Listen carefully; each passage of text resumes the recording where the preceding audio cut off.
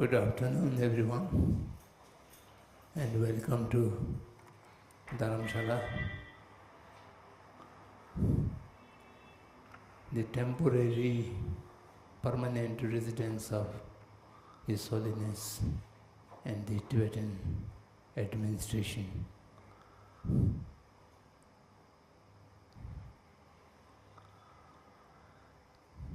I'm happy to meet all of you.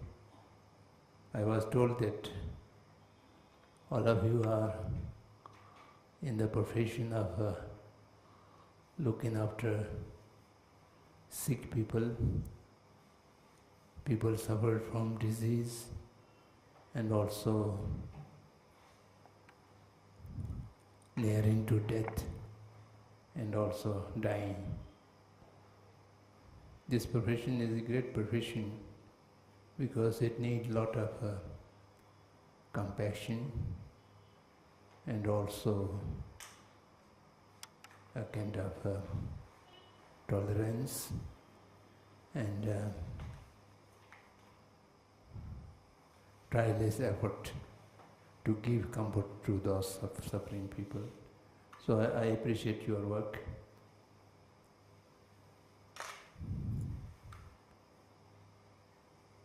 And the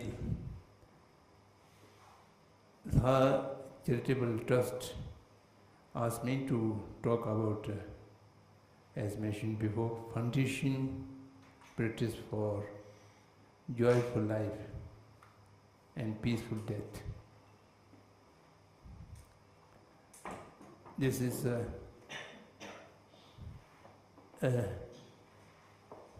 difficult topic to deal with due to number of reasons. First of all,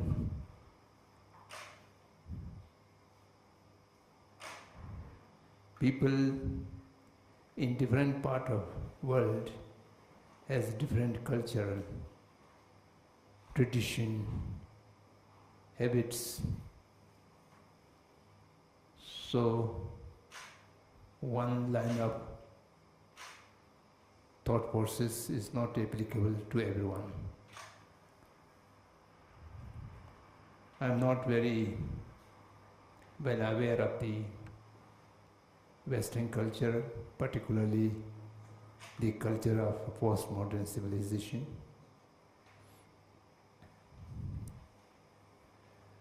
And the second difficulty is we are meeting for the first time here. I don't have acquaintance with your background and what kind of points you are looking for. So my presentation may not meet to your requirement or your expectations. And thirdly, I do not speak English well, so at many times I find difficult to express myself fully in English language. Nevertheless, since this gathering is being arranged, we have to talk something. It may be boring, but to fulfill that timetable which you have already framed as part of your activity. The joyful life and peaceful death are connected with each other. If you have a joyful life, in real sense of the term, then it may follow a peaceful death. But joyful life, how to define what is a joyful life? That is very difficult. Each individual seeks for different kind of joy, different kind of happiness or different kind of achievements. So one yardstick may not be applicable to everyone. But generally speaking, joyful is not a physical condition, it is a mental condition. Your physical body might be in discomfort or in pain, but still you have a state of mind which is not disturbed by the physical pain or what happening around you. You still can have a joyful mindset. And if you have a joyful mindset, then your physical and external discomforts may be much reduced, and also it may not bother you much. It's like a painkiller medicine. The painkiller medicine does not remove the pain, but it put a barrier to recognize the pain by the brain. So that is how the painkillers pills work. So similarly, if your mind is joyful, then your physical discomforts might be felt much less, or if it is felt, it may not be bother your mind at that extent. If your mind is not in a state of joyful, a small discomfort or small conflict might cause lot of pain and displeasure to your mind. So this is a general statement. The human nature is a joyful one. Basically, human nature is a compassionate one and joyful one. If you look at small baby, freshly born, physically they are so tiny and weak and unable to move around. Yet, if he or she is near the warmth of mother's body and having the internal love of the mother, the child is happy and joyful. You can notice the smile on that tiny face. And when we grow up, the external factors such as the society, environment, cultural, and later on the so-called education. Today education is mostly a kind of indoctrination. They do not help you to flower your inner intelligence. They bombard with informations and so many inputs of information in your brain, and then make you confused. So that is called the today's modern education. And students not able to know the things, but they have to accept the things. Knowing means realization of oneself through analytical search and by inquiring and rationally look into the things deeply and find a logical conclusion and then have a realization of that. But the majority of today's information centered education does not give you that kind of opportunity. And particularly that parents and the teachers are not very concerned with the capacity and ability, inner ability or liking of the individual students. They are all being taught one kind of subject blanketly, uniformly to everyone. So the unique talent which have in the individuals are not able to grow and flower. So therefore, the conditioning of mind has taken so heavily on the individuals, and the human basic nature of joyfulness is being suppressed. And mostly you are under pressure, you are in conflict, and you are in hurriness. And then, particularly these days, a lot of talking about the stress, depression, and the methods of stress management is very sellable in the market. And so-called meditations are also become now mostly for using as stress management, so on and so forth. First we create the stress by ourselves, and then we are very anxiously looking for how to remove them, and even you are not able to remove them, how to manage them, so on and so forth.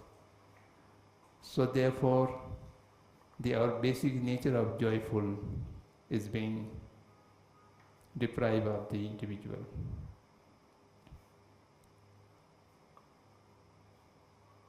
So the question is that why we are living like that, and why we are not able to lead a life of joyful, a life of content and peaceful.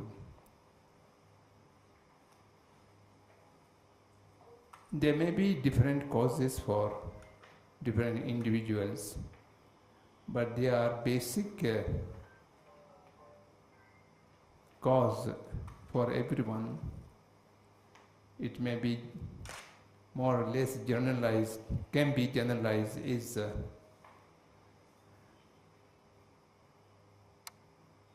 the emotional disorder. Negative emotions have causes the unhappiness and prevents the feeling of joyfulness. And why the negative emotions are arising in our mind? The root cause is greed, attachment, and hatred. These three basic negative emotions are real enemy, real disturbance of the every individual, which prevents the individual from leading a life of joyful. So why the greed, envy, hate, and attachment, all these negative emotions arise? Because we do not recognize ourselves.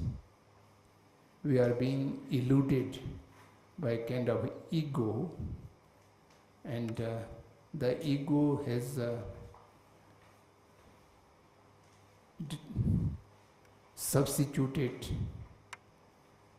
the real self and not realizing the real self, we are under the influence of the division between self and the other, and thereby the selfishness or self-centeredness mindset comes up, and which causes greed, hatred, attachment, so on and so forth.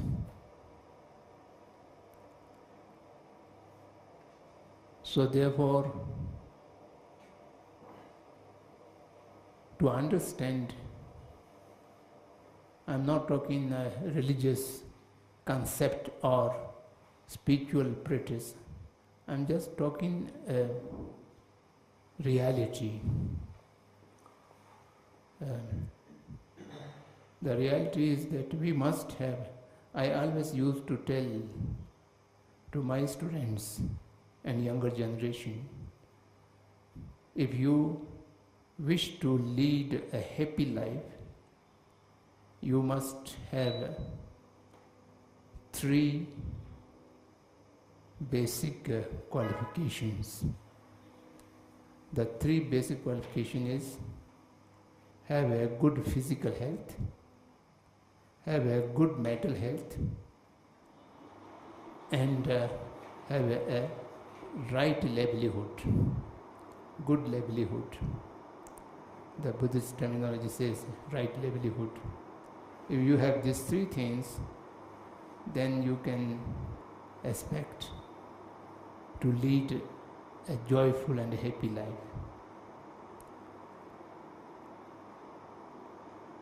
Physical health is easy to manage, but in this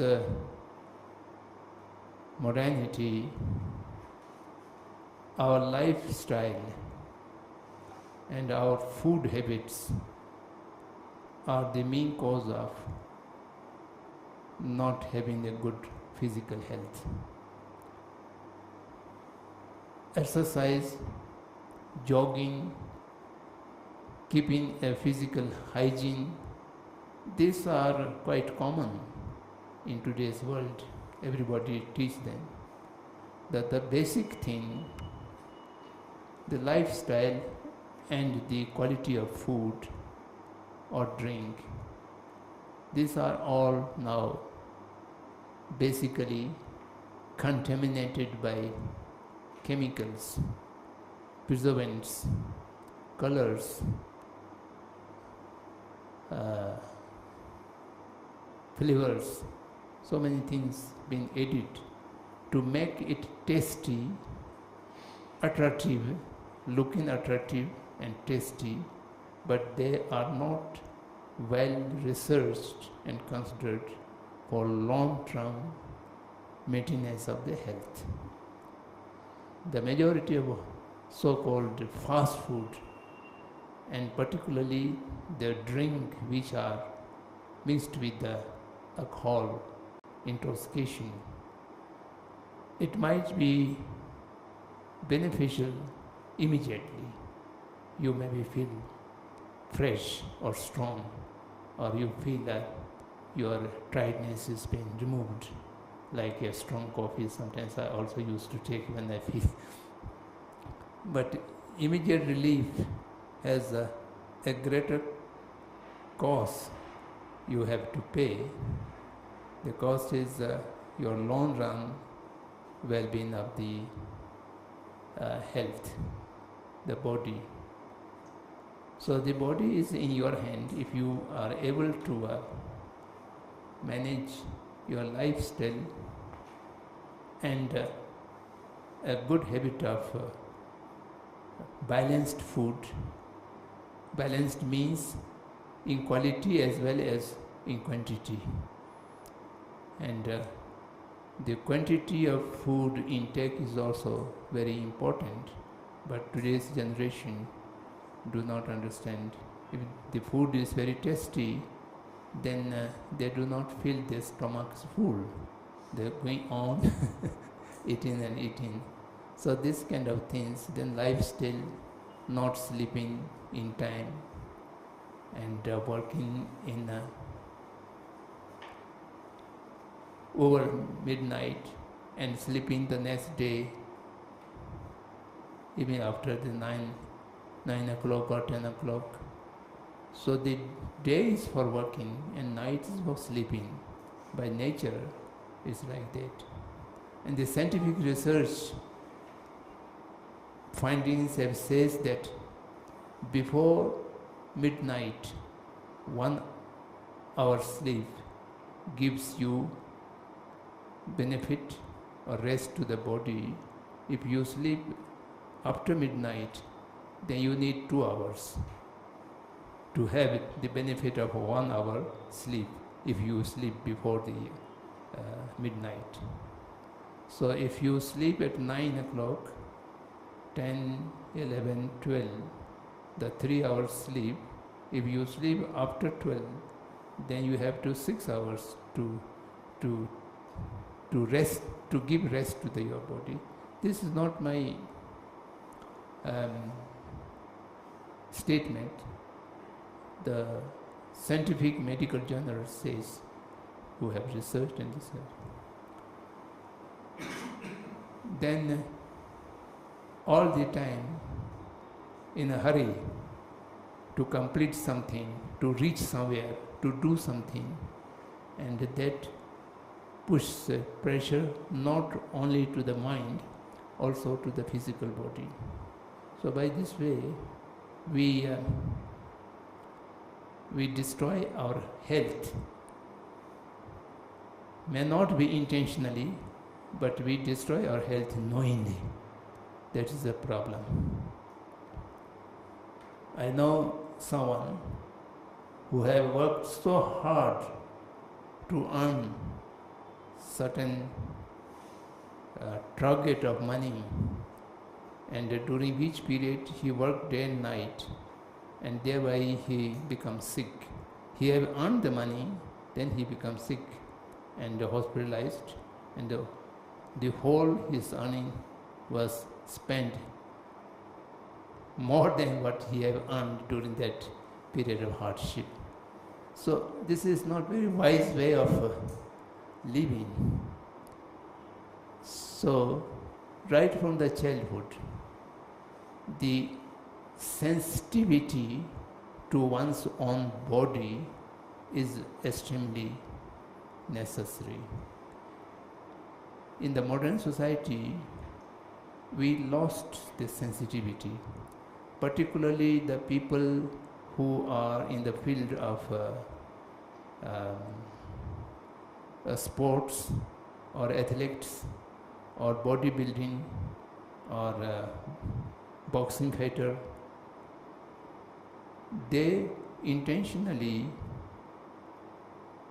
subside the sensitiveness of the body to make the body very tough and insensitive to kind of small injuries or so on and so forth.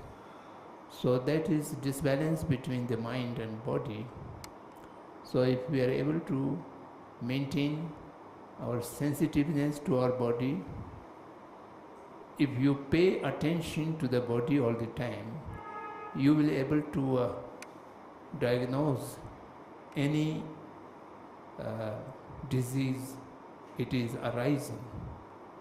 If your body become insensitive, then once you go to the hospital and find it's very late stage, why you didn't come till now? Because the patient didn't felt it, because the insensitiveness is there. Particularly the new disease like cancer, if you are able to diagnose it in the early stage, it is curable. And when you didn't sense it and it remains in your body for a long time, and when it is bothering you, go to the hospital. By that time it is too late, and they say it is now advanced stage. You have to do this or that or operate or something like that. So have a physical body, fit physical body with a lifestyle, environment, and food habit. These three things are indispensable. If you live in a very bad environment, then you are not able to keep your health.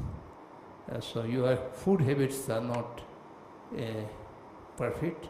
That also harms your body. And then your lifestyle, particularly working schedules, are not in tune with the body. So as these three things are taken care, then you can have a very fit physical body. When you have a fit physical body, then your life, your time may not be wasted in rushing to hospitals or living in hospitalized or something like that. So you much, and also you can have a pain-free, disease-free. That is also a cause of joyfulness. So that is the first condition you must be maintained, and it is in your hand, in individual's hand. Little bit knowledge of health and having a sensitivity for the health, and make your lifestyle, food habits and environment conducive, then you can maintain the health. Why I say it should be started from the childhood. Once a disease has entered into your body and you have to take a lot of modern medicine, which are all chemical, then to completely restore the health is very difficult.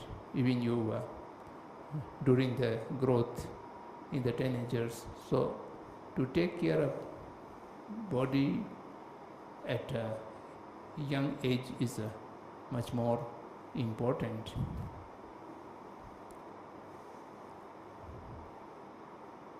In India, there is a say that if you contact a doctor or lawyer, then you will have to lifelong relationship with them.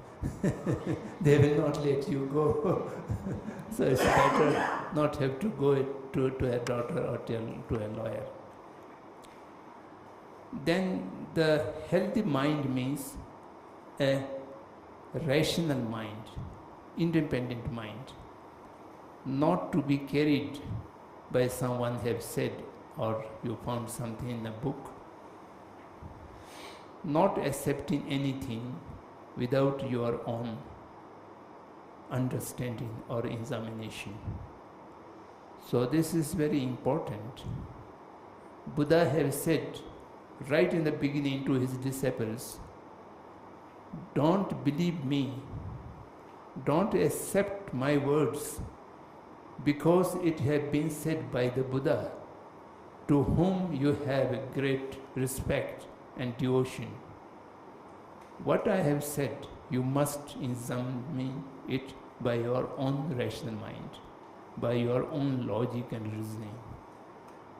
And then you find it's correct or it is incorrect, then whatever you are finding, the last finding, should be accepted.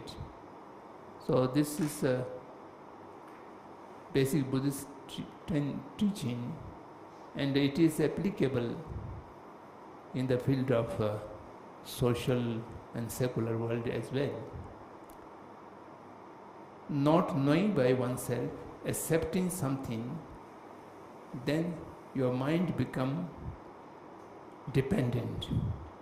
And once your mind becomes dependent, either you are misled by someone or you remain confused, because so many conflicting informations are available. If you go to the internet or you go to a book or teachers, someone says you should do this, someone says you should not do this, and someone says it's good, someone says it's not good. So if you don't have your own ability to find out what is right and what is wrong, what is beneficial for you and what is not beneficial for you. So this rational mind, inquisitiveness, and to inquire to everything. My late friend Jiddu Krishnamurti, a philosopher, Indian philosopher, used to say to his listeners, "Sir, can you live with the questions, not in a hurry to find an answer? If you are able to live with the questions, you will progress your life. Otherwise, you may not be able to do any progress." So this is in a metaphor. So living with question means not to be easily satisfied whatever answer, right or wrong, you have found or somebody tells you. So a passion to inquire, to examine things deeply, thoroughly, and then decide, believe or do not believe, like that. So if you have an independent mind, then you will know one thing: what is your need, what is your real need, and what is your greed. And as long as you have a greed and you do not know what is your own need, then you can never have a contentment in your thought. Always discontent. I need more, I need more, I need more. If you have a good house, a car to move around, and sufficient bank balance to educate your children, so all these are limited requirements. So you can estimate them, and with that estimate, you should have a moderate. And that moderation can be decided if your mind is free and rational. Otherwise, you always say, my neighbor has this new thing, I must have. And someone I know, he has a new car, and that's very good model. My car is okay, but that's much better. I should purchase that. And for that, he has unlimited resources. That may be okay, even unlimited resources. Then the person is always worried how to manage the unlimited resources. The richness is also not a cause of joyful or happy life. And the poverty is also not good. A middle path. You are able to satisfy your real needs, and you can tell your greed, this is, I will not obey to your command. I know what is my need. Gandhi has said a very, very beautiful sentence. He says, this Mother Earth, Indians used to refer the earth as mother. The Mother Earth is capable of satisfying all the living creatures on it for your needs, for their needs. But the entire resource of this Mother Earth can never be satisfied at one person's greed. So this is the reality of the today. So we have to reduce the greed, and we must be able to know the real need of self. For that, you must understand the real yourself, not under the illusion of ego, but the real self must be recognized, and with that you may. By that way, then since you have genuine needs, those genuine needs must be satisfied. And for that purpose, you must have a source of earning. And to live on others is not a living. So one's own independent income or material resources necessary. And for that you must find a noble profession, right livelihood, a livelihood which gives you livelihood, and at the same time your work or your service can benefit others. So, as I mentioned in the beginning, your profession is very great because you are not earning for yourself, you are helping the others, giving happiness to the others. Non-violent profession such as doctors, teachers, and architects, artists, all these are very good. The nurses and the paramedical people and all these are very nice, very good non-violent profession. And also, but at the same time, as I said, the doctor's profession is a noble profession, a great profession. It saves many dying people's life. At the same time, the doctor become greedy and his profession become a commercial, and very poor patient dying, not able to pay the fee, the doctor do not treat that patient, then it become a very impure livelihood. Although the doctor's job is good, but by the person's attitude and way of conducting, it become a very violent and immoral profession. So therefore one must choose a livelihood which gives you, fulfill your needs, and at the same time it does not cause harm to any other. You do not exploit to anyone. On the contrary, your work is beneficial to others. If you have these three basic requirements, then your life is bound to be a joyful life. So, among these three, one is lacking, then you may not have a full joyful life.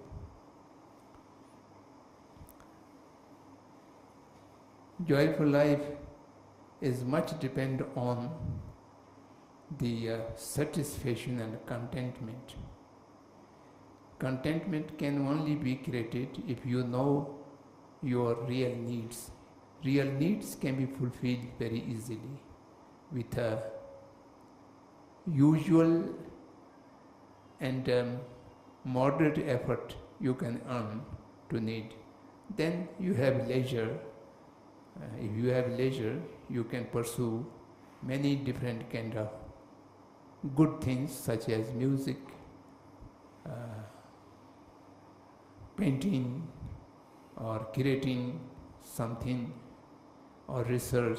So many things you can do. So by that it will aid to joyful life. And for the peaceful death also, the basic requirement is no greedy, no attachment.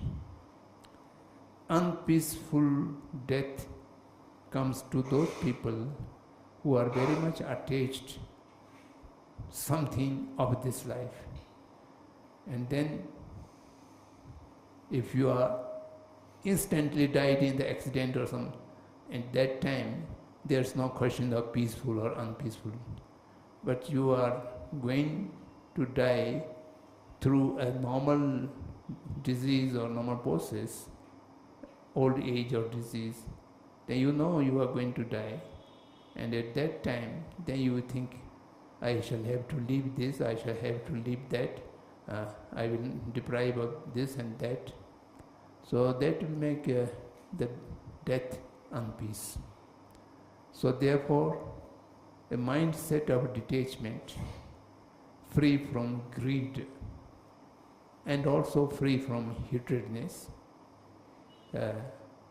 all this gives you a preparation to accept the death. And I also said one must know oneself. If one knows oneself, that means one knows the impermanence of the life.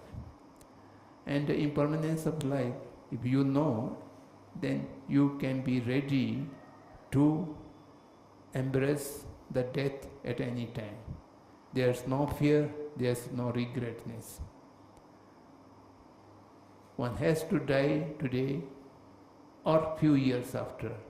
No one would live 200 years or 300 years, even in today's modern medicines and everything.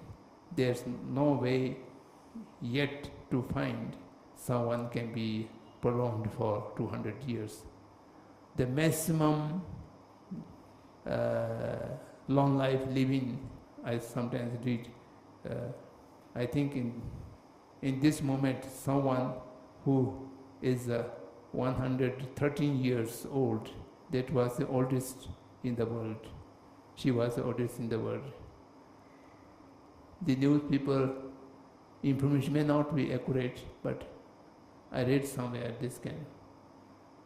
So therefore, someone has taken birth and it is bound to die. The question is today, few days after, or few years after. So this impermanence nature as a reality, one have to be accepted, this understanding. And with that, no attachment to anything will give you real peace when you depart from this world. So I have taken a lot of time, so now we are come to the end of our time schedule. So I leave few minutes for your comments or any question or feedback. Thank you for your attention.